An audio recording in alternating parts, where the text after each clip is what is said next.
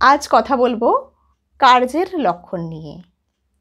আমরা জানি যে অন্নং ভট্ট দীপিকা টিকায় কারণের একটি নির্দোষ লক্ষণ দিয়েছেন। সেটি কি? অনন্যথা সিদ্ধ নিয়ত পূর্ববৃত্তিত্বং কারণম, অর্থাৎ যা অন্যথা সিদ্ধ নয়, অর্থাৎ অনন্যথা সিদ্ধ, ও যা কার্যের নিয়ত পূর্ববর্তী, তাই হলো কারণ। তাহলে কি বললাম? যা অন্যথা সিদ্ধ নয় অর্থাৎ অনন্যথা সিদ্ধ, ও যা কার্যের নিয়ত পূর্ববৃত্তি, তাই হলো কারণ।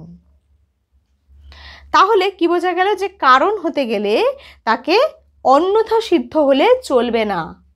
অন্যথা সিদ্ধ না হয়ে অর্থাৎ অনন্যথা সিদ্ধ হয়ে কার্যের নিয়ত পূর্ববৃত্তি হতে হবে, তবেই আমরা তাকে কারণ বলতে পারবো। অর্থাৎ অন্যথা সিদ্ধ ভিন্ন কার্য নিয়ত পূর্ববৃত্তিত্বই কারণ। এই রূপে লক্ষণ পর্যালোচনা করলে স্বভাবতই প্রশ্ন আসে যে কার্যের লক্ষণ কি?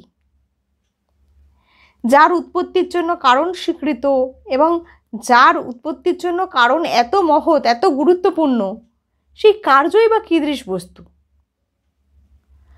অন্নং ভট্ট তর্ক সংগ্রহে কার্যের যে লক্ষণ দিয়েছেন তা হল কার্যং প্রাগভাব প্রতিযোগী, অর্থাৎ কার্য হল প্রাগভাবের প্রতিযোগী। এই লক্ষণটিকে স্পষ্টভাবে বুঝতে হলে লক্ষণটির অন্তর্গত দুটো শব্দের অর্থ স্পষ্টভাবে বা ভালোভাবে বোঝা প্রয়োজন। কি কি? প্রাগভাব আর প্রতিযোগী। তাহলে প্রাগভাব কাকে বলে দেখি। প্রাগভাব কাকে বলে? কোনো কার্যের উৎপত্তির পূর্বে তার সমবায়ী কারণে ওই কার্যের যে অভাব, তাই হলো প্রাগভাব। যেমন বস্ত্র কার্যের উৎপত্তির পূর্বে তন্তুতে বস্ত্রের অভাব থাকে, তাই হলো প্রাগভাব। এই অভাবের আদি নেই কিন্তু অন্ত আছে, অর্থাৎ বস্ত্রটি উৎপন্ন হওয়ার পূর্বে কোনো কালেই বস্ত্রটি ছিল না, তাই এই অভাব হলো অনাদি। কিন্তু বস্ত্রটি উৎপন্ন হওয়ার যেখানে বস্ত্রটি উৎপন্ন হয়ে গেল সেইখানেই কিন্তু ওই বস্ত্রের অভাব বিনষ্ট হয়ে গেল, অর্থাৎ অন্ত হয়ে গেল। তাহলে দেখা গেল যে প্রাগভাবের কোনো শুরু নেই কিন্তু শেষ আছে।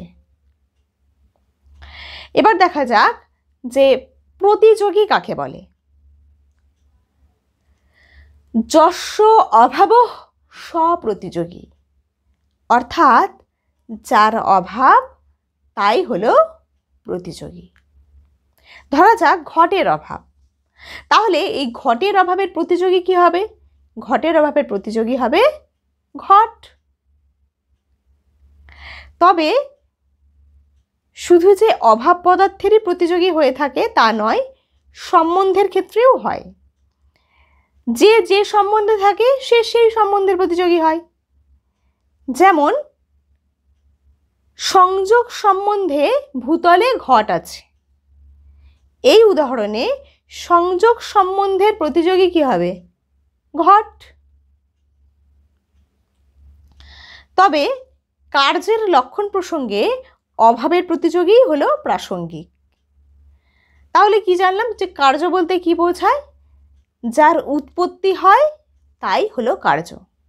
অর্থাৎ কার্য বলতে বুঝি কোনো উৎপন্ন পদার্থ। যে সকল পদার্থের উৎপত্তি হয় তাদের প্রাগভাব অবশ্যই স্বীকার করতে হবে, যেহেতু সেই সেই পদার্থের প্রাগভাব সেই সেই পদার্থের উৎপাদক কারণসমূহের অন্যতম। তাহলে যে পদার্থ প্রাগভাবের প্রতিযোগী তাকেই বলা হবে কার্য। কি বলা হলো? যে পদার্থ প্রাগভাবের প্রতিযোগী তাই হলো কার্য। তাহলে কার্য হতে হলে তাকে উৎপন্ন পদার্থ হতে হবে।